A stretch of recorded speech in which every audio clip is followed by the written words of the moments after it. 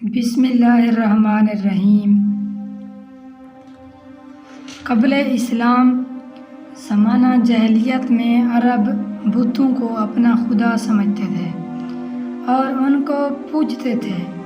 اس وقت ان کے 3 بڑے بت تھے جن کو وہ دیوتاؤں کا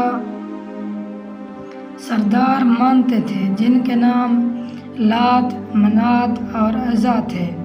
ان تینوں میں سے عزت سردار دیویوں میں سے ایک تھی۔ مکہ اور طائف کے درمیانی راستے میں وادی نخلا ہے اور وادی نخلا میں ہی عزا کا مندر تھا۔ وادی نخلا وہی جگہ ہے جہاں حضور پاک صلی اللہ علیہ وسلم کی ملاقات جنوں کے ایک گروہ سے ہوئی تھی اور انہوں نے آپ صلی اللہ علیہ وسلم کی دعوت پر اسلام قبول کیا۔ قریش اور دوسرے قبائل وادی نخلا میں مذہبی رسومات پوری کرنے کے لیے آئے تھے۔ اسی عزت دیوی کے مندر میں تمام لوگ عزت دیوی کے لیے جانوروں کی قربانی بھی کرتے تھے۔ باقی تمام بتوں کی نسبت عزا کی بہت زیادہ عزت و تکریم کی جاتی تھی۔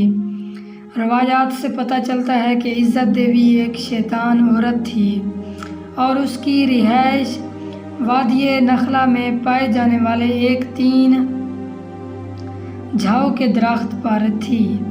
اس کے اندر چونکہ شیطانی طاقتیں موجود تھیں تو انہی کے بل پر وہ عزت دیوی کے بت سے آوازیں نکالتی تھی جن کو عرب قبائل سن کر اس کے اندر کی قوتوں پر اعتبار رکھتے تھے۔ انہی وقتوں میں اللہ تعالیٰ نے حضرت محمد صلی اللہ علیہ وسلم کو مبعوث فرمایا اور آقا دو جہاں حضرت محمد صلی اللہ علیہ وسلم نے لوگوں کو بتوں کی پوجا سے منع فرمایا۔ قریش کو یہ بات اچھی نہ لگی اور انہوں نے آپ کی ہر بات کی تردید کی۔ فتح مکہ کے وقت حضور اکرم صلی اللہ علیہ وسلم نے خانہ کعبہ میں موجود تمام بتوں کو توڑ دیا، لیکن عزت دیوی کے مندر میں موجود بت اس وقت تک وہاں سلامت تھا اور اس کے ماننے والے عقیدت مند اس کی پوجا اسی زور و شور سے کر رہے تھے۔ چنانچہ عزت دیوی کے بت کو توڑنے کے لیے حضرت محمد صلی اللہ علیہ وسلم نے حضرت خالد بن ولید رضی اللہ تعالیٰ عنہ کو، جن کو سیف اللہ کا خطاب دیا جاتا ہے، منتخب کیا۔ حضرت خالد بن ولید 30 گھوڑ سواروں کے ہمراہ وادی کی طرف روانہ ہوئے۔ حضرت خالد بن ولید رضی اللہ تعالیٰ عنہ اسلام کے سب سے بڑے سپہ سالار کی حیثیت سے بھی مشہور ہیں۔ حضرت خالد بن ولید رضی اللہ تعالیٰ عنہ نے 125 جنگوں میں حصہ لیا اور کسی ایک جنگ میں بھی شکست نہیں کھائی۔ یہ حضرت خالد بن ولید ہی تھے جنہوں نے کیسر و کسریٰ جیسی بڑی سلطنتوں کو تباہ کر کے مدینہ جیسی چھوٹی ریاست کو عالمی ریاست کا درجہ دیا۔ حضرت محمد صلی اللہ علیہ وسلم نے جنگ موتا میں حضرت خالد بن ولید کی بے مثال بہادری کے جوہر دیکھے تو آپ رضی اللہ تعالیٰ عنہ نے حضرت خالد بن ولید کو سیف اللہ کا خطاب دیا، یعنی حضرت خالد رضی اللہ تعالیٰ عنہ اللہ کی تلوار کے نام سے مقبول ہوئے۔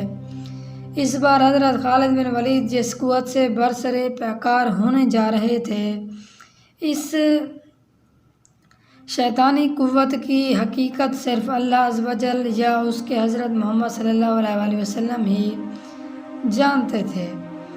فتح مکہ سے کچھ روز بعد 25 رمضان کو حضرت محمد صلی اللہ علیہ وسلم نے حضرت خالد بن ولید سے فرمایا کہ وہ وادی نخل کی طرف جائیں اور اس کے اندر موجود 3 جھاؤں والے درخت کا رخ کریں۔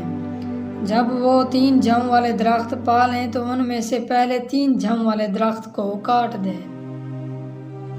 حضرت خالد بن ولید نے وادی نخلا کی طرف سفر باندھا اور وہاں 3 جھاؤں والے درخت کو تلاش کر کے ان میں سے پہلے 3 جھاؤں والے درخت کو کاٹ ڈالا۔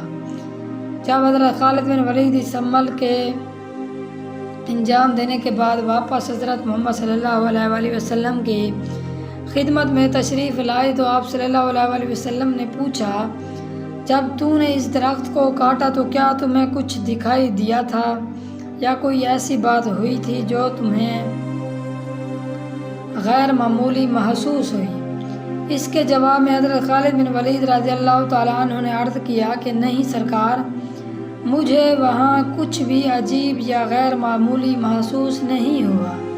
اس پر حضرت محمد صلی اللہ علیہ وسلم نے فرمایا کہ تم واپس جاؤ اور وادی نخلا کے 3 جھاؤں والے درخت میں سے دوسرا درخت کاٹ ڈالو۔ حضرت خالد بن ولید نے حضور اکرم صلی اللہ علیہ وسلم کے حکم کی تعمیل کرتے ہوئے وادی نخلا کے 3 جھاؤں والے درخت کو بھی کاٹ ڈالا۔ واپس جب آئے تو حضرت محمد صلی اللہ علیہ وسلم نے پھر سے وہی سوال دہرایا کہ اے خالد، کیا دوسرے درخت کو کاٹنے پر تجھے کوئی آواز آئی یا تم نے کچھ غیر معمولی دیکھا؟ اس بار بھی حضرت خالد بن ولید نے نہیں میں جواب دیا اور آپ صلی اللہ علیہ وسلم نے فرمایا کہ واپس جاؤ اور تیسرے جھاؤں والے درخت کو بھی کاٹ ڈالو۔ حضرت خالد بن ولید جب اس مرتبہ حکم کی تعمیل کے لیے وادی نخلا میں آئے تو دیکھا کہ ایک کبیر سورج شیطان عورت وہاں کھڑی ہے جس نے برینہ حالت میں اپنے بال پھیلا رکھے ہیں اور انتہائی غصے کی حالت میں اپنے دانت پیس رہی ہے، اور اس عورت کے پیچھے ہی عزت دیوی کے مندر کا محافظ بھی چلا آ رہا ہے اور اس کا نام دبیہ بن سلمہ تھا۔ جب دبیہ نے حضرت خالد بن ولید رضی اللہ تعالیٰ عنہ کو دیکھا تو شیطان عورت سے یوں مخاطب ہوا کہ اے ایزا، خالد پر زور سے حملہ کر اور خبردار پیچھے نہ ہٹنا، اپنی اوڑھنی اتار ڈال، کیونکہ آج اگر تم نے خالد پر حملہ کر کے اس کو قتل نہ کیا تو یہ تمہیں شدید ذلت سے دوچار کر دے گا۔ حضرت خالد بن ولید نے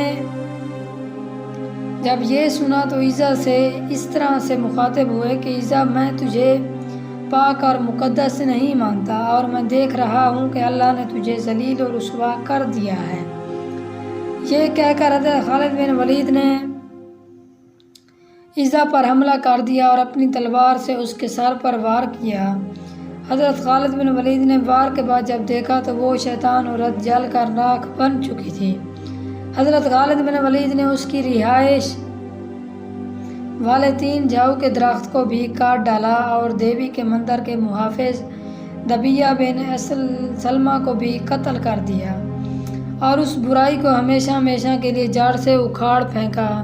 اس کے بعد جب حضرت خالد بن ولید حضرت محمد صلی اللہ علیہ وسلم کی خدمت میں حاضر ہوئے اور یہ سارا واقعہ آپ صلی اللہ علیہ وآلہ وسلم کے سامنے بیان کیا تو آپ صلی اللہ علیہ وسلم نے اس واقعہ کو سننے کے بعد فرمایا کہ اے خالد، یہ ایزا ہے، اب آئندہ عربوں میں ایزا نہ ہوگی اور نہ ہی ایزا کی عبادت کی جائے گی۔ والسلام۔